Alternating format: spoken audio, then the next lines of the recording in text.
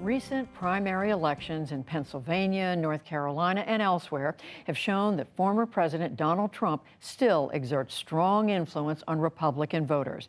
Tomorrow, his influence will once again be tested, this time at the polls in Georgia, a state President Biden narrowly won in 2020. William Brangham just returned from Georgia and has this report. Early voting has been going on for weeks in Georgia, and while inflation and high gas prices are top of mind for many, another issue has also been thrust center stage. Let me be very clear tonight. The election in 2020 was rigged and stolen. In the Georgia governor's race, the popular Republican incumbent Brian Kemp is trying to fend off a challenge from former Senator David Perdue, whose main attack has been that Kemp should have reversed the last election because of unproven claims of fraud. The only one lying here is you, and that is a fact. Brian Kemp let us down. We can't let it happen again. Former President Trump endorsed Perdue, hoping to unseat the governor who wouldn't echo his lies about the election. I followed the law and I followed the Constitution. There's a similar fight to unseat incumbent Republican Secretary of State Brad Raffensperger, who famously refused President Trump's requests to, quote, find him 11,000 votes. I only need 11,000 votes. Fellas, I need 11,000 votes. Give me a break. Raffensperger is facing a primary from another Trump-endorsed election denier, Republican Congressman Jody Hice. I believe the election here in Georgia reeked with fraudulent activity.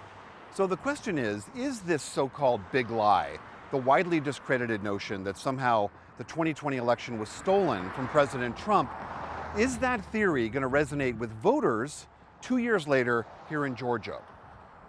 We went to Woodstock, Georgia, in Cherokee County, where Trump won nearly 70% of the vote, to ask Republicans that question. I don't have a lot of trust in the elections themselves. Real estate agent Mary Elizabeth Morris is convinced the last election was stolen. I feel like they are looking at us like, oh, well, you're just so stupid you won't know that we committed these crimes. I mean, there's so much evidence, but nothing's being done. Do you think that the last election was stolen? I think in every election ever, there's been some hooty-doo going on. Hooty-doo is the technical term for it? It is in Woodstock. But I think now, with the scrutiny that it's under, I have more faith in this election than any in a while. Former Major League Baseball scout Tim Osborne says all this conspiratorial talk of a rigged election is a distraction. I would rather focus on the economy now and Ukraine now and things like that. There is a fight for the future of the Republican Party in Georgia.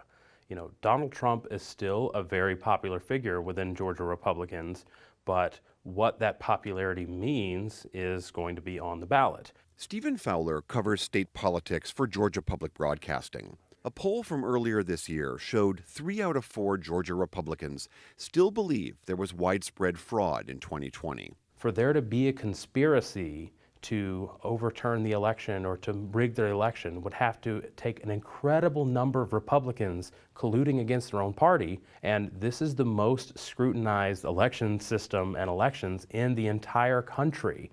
And still, for thousands and thousands and thousands of people, it's not enough. The Associated Press analyzed every case of voter fraud in the 6 battleground states, including Georgia, that former President Trump contested. It found fewer than 475 cases, quote, a number that would have made no difference in the 2020 presidential election. We have been there on Friday night wondering, how are we going to get through this? After the 2020 election, Governor Brian Kemp signed a much criticized election law to roll back changes that were made during the pandemic, things like expanded ballot drop boxes and easier absentee mail-in voting. But he rejects the idea that the 2020 election was stolen or that he could have or should have changed the outcome. Does it frustrate you that you have to keep litigating the last election? No, it does not frustrate me being governor of Georgia. This is the greatest state in the country to live, work, and raise our families. I mean, people have their individual views. That's part of the primary process. I've been involved in those fights before. Kemp's defense of the 2020 election seemingly hasn't hurt his campaign. He's currently well ahead in the polls, and many of his supporters welcome his move away from the conspiracy. Well, I'm going to be very honest with you. I don't think the election was stolen. Holly Gardner is a retired school principal. She says she doesn't quite understand the grip Trump still has on so many in her party. It's like a cult that I don't want to be a part of. I don't understand it. I really don't. I can't imagine someone having that much influence on me as an American voter. Shane Muma is the head of college Republicans at Vanderbilt University and a big Kemp supporter.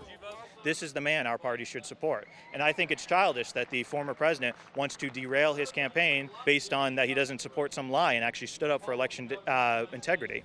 But those false allegations are not slowing down. This is organized crime. Do you have video evidence? 4 million minutes of surveillance video around the country. A new documentary called 2,000 Mules is out, claiming to have video and cell phone data proving so-called mules committed voter fraud in 2020.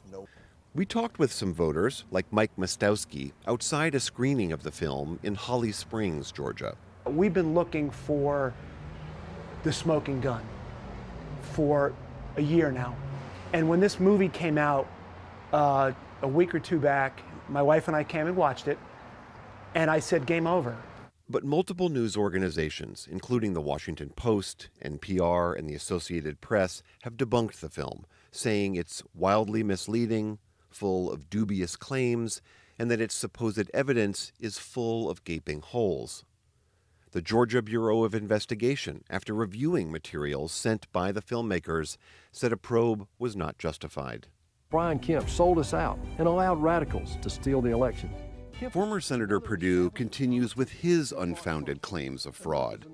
Senator, you have repeatedly said that the 2020 election was rigged and stolen. Yeah. And why do you still believe that? Because of the hard evidence. Why do you guys not look at the hard evidence?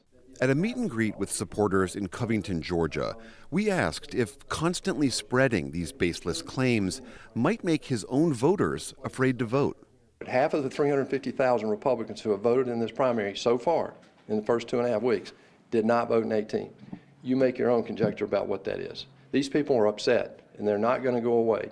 But for the people who actually run elections in Georgia, combating this avalanche of lies and accusations has become a full-time job. There are certain folks out there that I will never be able to convince of how this really works, even if I show them step by step. That's when it gets really frustrating. You're going to fill this out first. Joseph Kirk is the election supervisor of Bartow County, an area that former President Trump won by more than 50 points. And then that gets plugged in here. Kirk tries to educate voters as much as possible about how elections work and how secure the process is. And then your initials right there. But he says some of his poll workers, that's who's being trained here, have been threatened and harassed, and he's had to beef up security to protect them. Violence against election officials should never happen. That's not a political issue, that's just a decency issue. And these are your neighbors, your friends, your community, people volunteering their time to serve their country and facilitate this process. Thank you, Georgia. Thank you very much. This week's primary in Georgia will be another measure of just how much influence the former president and his lies about the election still have on Republican voters.